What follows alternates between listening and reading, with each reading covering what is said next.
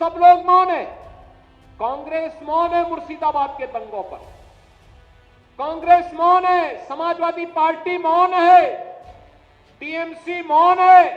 वे धमकी पे धमकी दिए जा रहे हैं, समर्थन कर रहे हैं। बांग्लादेश के अंदर जो हुआ था उसका समर्थन कर रहे हैं बड़ी बेशर्मी के साथ। अगर उन्हें बांग्लादेश अच्छा लगता है तो उनको बांग्लादेश ही जाना चाहिए। क्यों भारत की धरती पर बोझा बने हुए हो? क्यों भारत की धरती पे बोझा बने हुए हो? तुम्हें भारत दुनिया की एक महाशक्ति के रूप में स्थापित हुआ है। आपने देखा होगा भारत 5वीं बड़ी अर्थव्यवस्था बन गया है और अगले 2 वर्ष में भारत दुनिया की 3री बड़ी अर्थव्यवस्था बनेगा। 3री बड़ी अर्थव्यवस्था का मतलब भारत से बड़ी केवल 2 ही अर्थव्यवस्था तब रहेगी, एक अमेरिका की और दूसरा चीन की, और तीसरा भारत होगा। आप याद करिए, हर भारतवासी के लिए गौरव का क्षण होना चाहिए। आज विकास की नई नई योजनाएं आ रही हैं। देश के अंदर आधुनिक इंफ्रास्ट्रक्चर, हाईवे बन रहे हैं, रेलवे का संचाल बिछ रहा है, रैपिड रेल चल रही है, पोर्ट बन रहे हैं, एयरपोर्ट बन रहे हैं, मेट्रो का संचालन हो रहा है, विकास के बड़े बड़े कार्य, एक्सप्रेस हाईवे भी बन रहे हैं।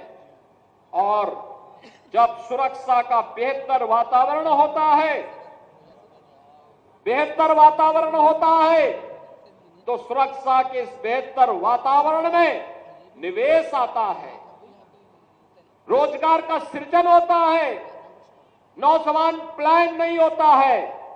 सुरक्षा के इस बेहतर वातावरण के साथ जुड़ करके आज हम सब लोग आगे बढ़ रहे हैं। आप याद करिए 2017 के पहले के उत्तर प्रदेश को हर दूसरे तीसरे दिन दंगा होता था। बहनों और भाइयों, इन दंगाइयों का उपचार ही डंडा है। बिना डंडे के मानेंगे नहीं। आप देख रहे होंगे बंगाल जल रहा है, वहां की मुख्यमंत्री चुप है, दंगाइयों को शांति दूत कहती है। अरे लातों के भूत बातों से कहां मानने वाले हैं। लेकिन सेकुलरिज्म के नाम पर इन लोगों ने दंगाइयों को दंगा करने की पूरी छूट दे रखी है। पूरा मुर्शिदाबाद पिछले 1 सप्ताह से चल रहा है, सरकार मौन है। बहनों और भाइयों, इस प्रकार की अराजकता पे लगाम लगनी चाहिए और मैं धन्यवाद दूंगा इस बात के लिए वहां की माननीय न्यायालय को, जिन्होंने वहां पर केंद्रीय बलों की तैनाती करके वहां के अल्पसंख्यक हिंदुओं की सुरक्षा की व्यवस्था करने के लिए कदम उठाया है और आज केंद्रीय बल वहां पर तैनात है। आपने वहां की पीड़ा सुनी होगी। सब लोग मौन है। कांग्रेस मौन है मुर्शिदाबाद के दंगों पर, कांग्रेस मौन है, समाजवादी पार्टी मौन है, टीएमसी मौन है। वे धमकी पे धमकी दिए जा रहे हैं, समर्थन कर रहे हैं। बांग्लादेश के अंदर जो हुआ था उसका समर्थन कर रहे हैं बड़ी बेशर्मी के साथ। अगर उन्हें बांग्लादेश अच्छा लगता है तो उनको बांग्लादेश ही जाना चाहिए। क्यों भारत की धरती पर बोझा बने हुए हो? क्यों भारत की धरती पे बोझा बने हुए हो? हम आभारी हैं प्रधानमंत्री मोदी जी के और गृह मंत्री अमित शाह जी के, जिन्होंने वक्फ संशोधन अधिनियम को पारित करके गरीबों की जमीनों पर, सार्वजनिक जमीनों पर पड़ने वाली डकैती पर लगाम लगाने का काम इस अधिनियम, संशोधन अधिनियम के माध्यम से पारित किया है। अब ये जमीन जो वापस आएगी, बहनों और भाइयों, इसमें हॉस्पिटल बनेंगे, इनमें गरीबों के लिए मकान बनेंगे, हाई राइज बिल्डिंग बनेगी, यहां पर स्कूल बनेंगे, विश्वविद्यालय बनेंगे, निवेश के लिए लैंड बैंक बनेगा। लेकिन किसी को जमीन पर कब्जा करके गुंडागिर्दी करने की छूट अब नहीं मिलेगी। इसलिए ये लोग परेशान हैं, क्योंकि जमीन के नाम पर जो लूट थी वह रुकने वाली है और उसलिए इन लोगों को परेशानी है।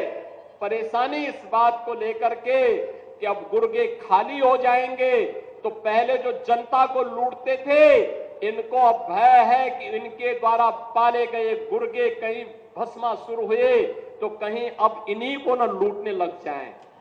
इनके द्वारा अकूत संपत्ति जो अर्जित की गई है उसी पर डकैती न डालने लग जाए, इसलिए उस भय के कारण ये वक्फ के नाम पर जनता को बेवकूफ बनाने का काम कर रहे हैं, जनता की आंखों में धूल झोंकने का काम कर रहे हैं, गुमराह करने का काम कर रहे हैं।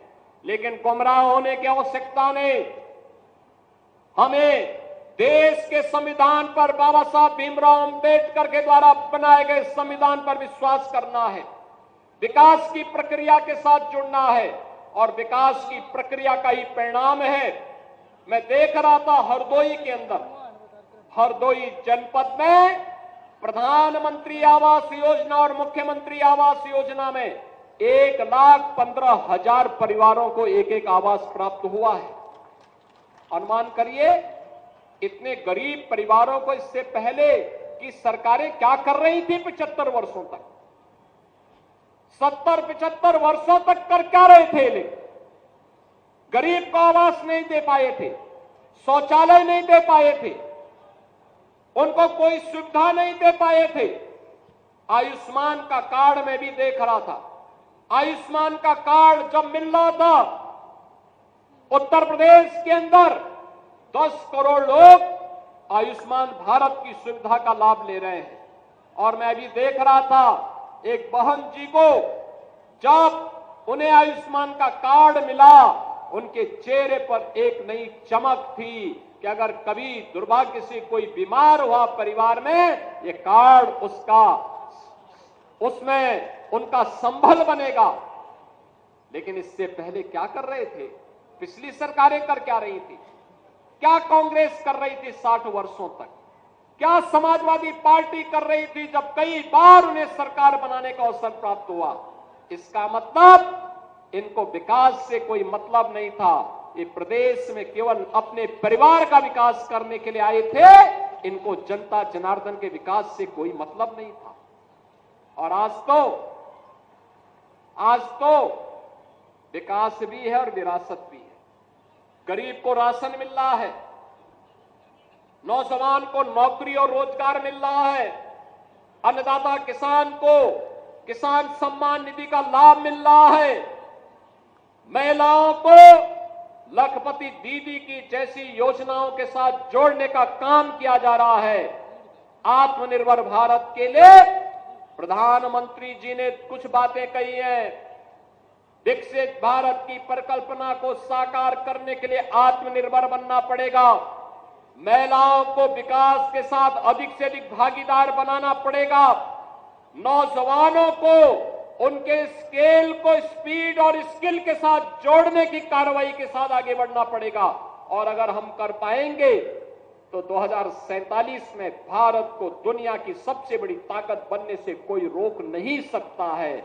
और यही तो सपना था देश की आजादी के इन अमर सेनानियों का, यही सपना था, यही तो पंडित राम प्रसाद बिस्मिल कहते थे, यही तो कहते थे कि तेरा वैभव अमर रहे मां, हम दिन चार रहे न रहे। यही तो चंद्रशेखर आजाद कहते थे, यही तो ठाकुर रोशन सिंह कहते थे और यही अस्फाउल्लाह खां कहते थे। बहनों और भाइयों, अमर सेनानियों का यही गान था। भारत माता के वैभव को चरम तक पहुंचाने के लिए, भारत माता के विकास को ध्यान में रख करके जो रोड मैप आज प्रधानमंत्री मोदी जी के नेतृत्व में बना है, इसे अंतिम पायदान पर बैठे हुए व्यक्ति तक पहुंचा करके एक विकसित भारत की परिकल्पना को साकार करना है।